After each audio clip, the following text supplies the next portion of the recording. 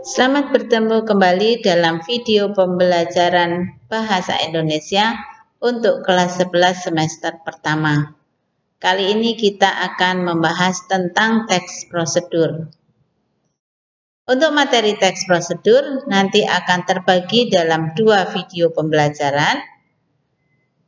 Untuk video pembelajaran yang pertama, kita akan membahas tentang kompetensi dasar 3.1 dan 4.1. Nah, untuk KD 3.1 yaitu mengonstruksi informasi berupa pernyataan-pernyataan umum dan tahapan-tahapan dalam teks prosedur. Dan KD 4.1 yaitu merancang pernyataan umum dan tahapan-tahapan dalam teks prosedur dengan organisasi yang tepat secara lisan dan tulis. Nah, kita akan mulai dengan mengenal instruksi dan informasi dalam teks prosedur. Nah, di sini ada 3 hal. Yang pertama, kita memahami apa definisi dan apa ciri-ciri teks prosedur. Kita juga mengenal apa saja jenis-jenis teks prosedur. Dan yang ketiga, kita akan mengetahui bagaimana cara menentukan tahapan-tahapan dalam teks prosedur. Kita mulai dengan pengertian teks prosedur. Teks prosedur adalah jenis teks yang menunjukkan dan menjelaskan sebuah proses dalam membuat atau mengoperasikan sesuatu yang dikerjakan melalui langkah-langkah sistematis atau teratur. Jadi dalam teks prosedur itu ada langkah-langkah yang sistematis dan juga ada penjelasan mengenai proses atau cara membuat sesuatu. Berikutnya, ciri-ciri teks prosedur. Ciri pertama, berisikan langkah-langkah. Dalam teks prosedur nanti ada langkah pertama, kedua, dan seterusnya. Ciri kedua, disusun secara informatif, yang berarti memberitahukan. Yang ketiga, dijelaskan secara terperinci atau secara detail. Yang keempat, bersifat objektif. Yang kelima, menggunakan syarat atau pilihan. Dan yang keenam, menggunakan kalimat yang jelas, logis, dan singkat. Kita lanjutkan jenis-jenis teks prosedur. Ada 3 jenis teks prosedur.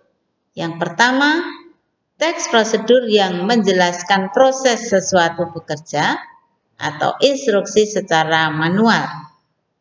Jenis yang kedua, teks prosedur yang menginformasikan aktivitas tertentu dengan peraturannya.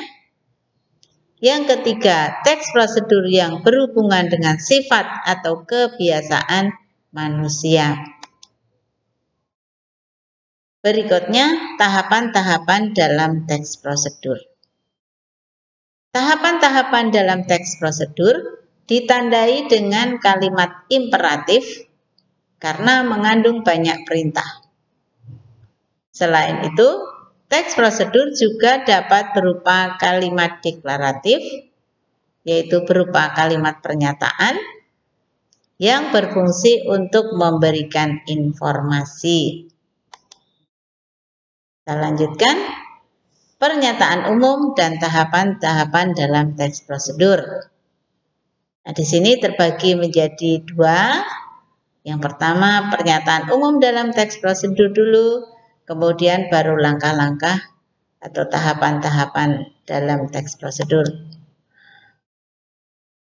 Nah, sekarang bagaimana kita merancang pernyataan umum dalam sebuah teks prosedur?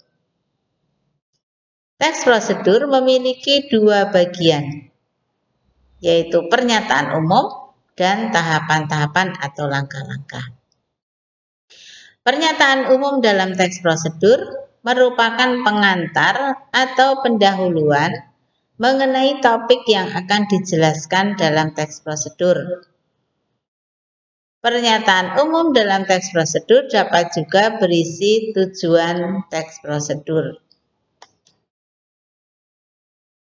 Bagian berikut adalah merancang tahapan dalam teks prosedur. Nah, di sini ada 4 langkah. Yang pertama, menentukan topik prosedur yang akan disusun. Jadi kita mencari topik lebih dahulu atau menentukan topik. Nah, kemudian baru yang kedua, mengumpulkan sumber informasi. Langkah yang ketiga, mengembangkan informasi yang telah dikumpulkan ke dalam langkah-langkah yang saling berkaitan. Dan yang keempat, menyusun teks prosedur secara utuh. Nah, itu untuk tahapan-tahapannya, ya.